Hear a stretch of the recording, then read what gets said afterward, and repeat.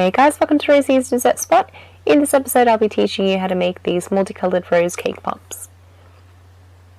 First we'll make our modeling chocolate. So I have my light corn syrup here that I'm measuring out and my melted white chocolate, and I'll have the recipe for this in the description box below. I've heated my corn syrup in the microwave for about a good 8 seconds, just that it's a lot more fluid, and then I'm gently folding that through my melted white chocolate. And I mean gentle, that's the most important thing here, because if you do too vigorously you can destroy this batter pretty quickly. After about 40 seconds or so, it should look something like this and be coming away from the bowl sides. And if it starts to become grainy, stop straight away. As long as it's coming off the sides, that's when you know it's ready.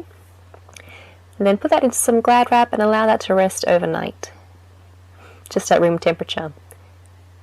Then the next day should look something like this and should be a bit more pliable. And then I'm going to knead it, break it into little pieces, and then just knead those individually. Once it becomes nice and soft, they should resemble something of the consistency of fondant. Just like that.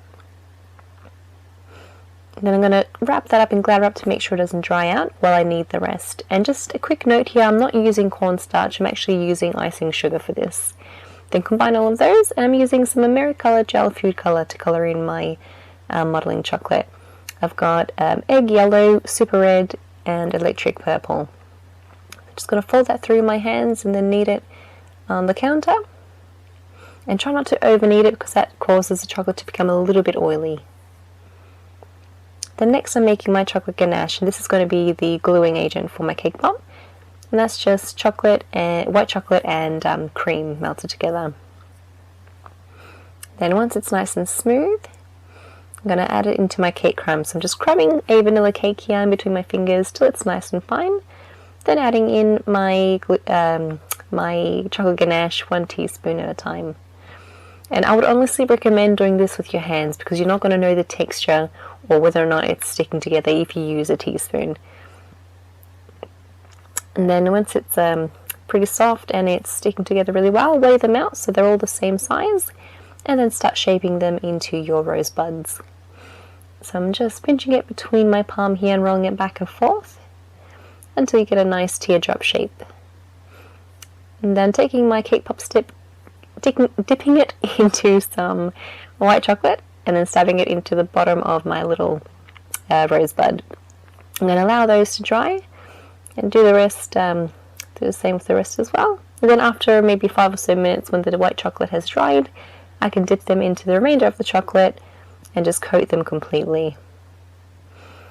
Just tapping off any excess here. And rotate as you go for even coverage. And then allow those to set completely. In the meantime, I'm going to start preparing my petals. So I've taken a little bit of modeling chocolate from each colour and I'm rolling them into little balls. Now you want to make sure that you're evenly spacing out the colours, so you might have a little bit too much red in one section. Kind of move them around until you have a nice diversity of colours. Then pinch them all really close to each other and flatten them out. A modeling chocolate likes to stick to itself really well, so this shouldn't be a problem.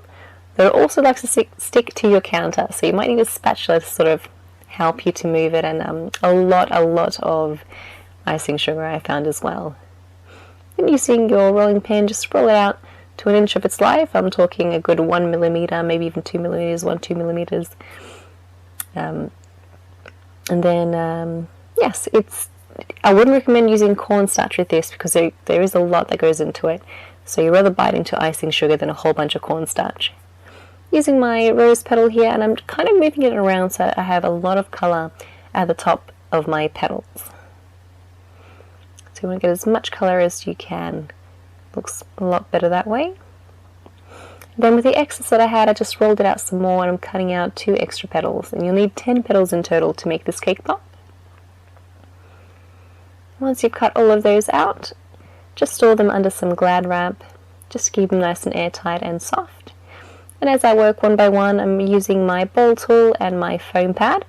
I'm just running my ball tool half on the petal and half on the foam pad, just to make it nice and curved and give it a nice thin realistic look. Then add a little bit of water at the end of all your petals and start forming your cake pop. Smarting it pretty high up on the cake pop so that I can wrap it around the little nib at the top. And then I'm wrapping the second petal and overlapping on both sides. It's not going to be as tight as the bottom one. Then for the next layer of petals, I'm going to add 3 petals. And I've started this a little bit lower than the previous 2 petals and making sure to overlap where they connect. And before I close off completely, I'm just sneaking in my second petal underneath the first one. And do the same for your third one. And the second layer is going to be a little bit tighter, so I'm not going to flare them out too much, but I will shape the top of them. So I'm just pinching those between my fingers, and then just gently flaring out the sides as well. Then for the last layer of petals, I'm adding 5 to the outside, and I'm sticking them on completely, also making sure that they're a little bit lower again, and overlapping them.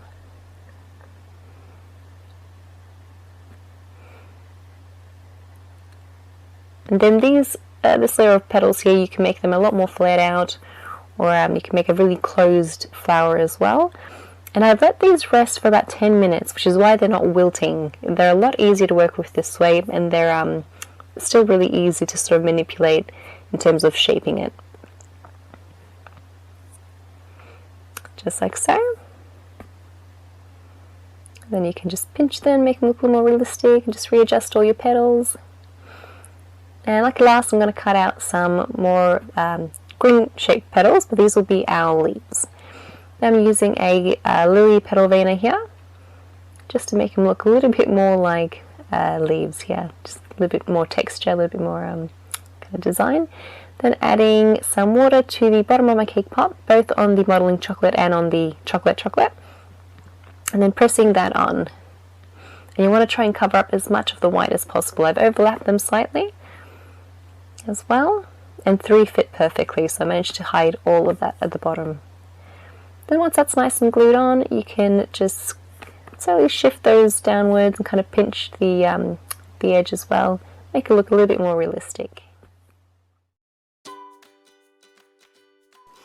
that's how you make these really pretty rose cake pops using modelling chocolate. I would definitely go modelling chocolate. I wouldn't try to substitute it with fondant or gum paste, because that is just a mouthful of sugar.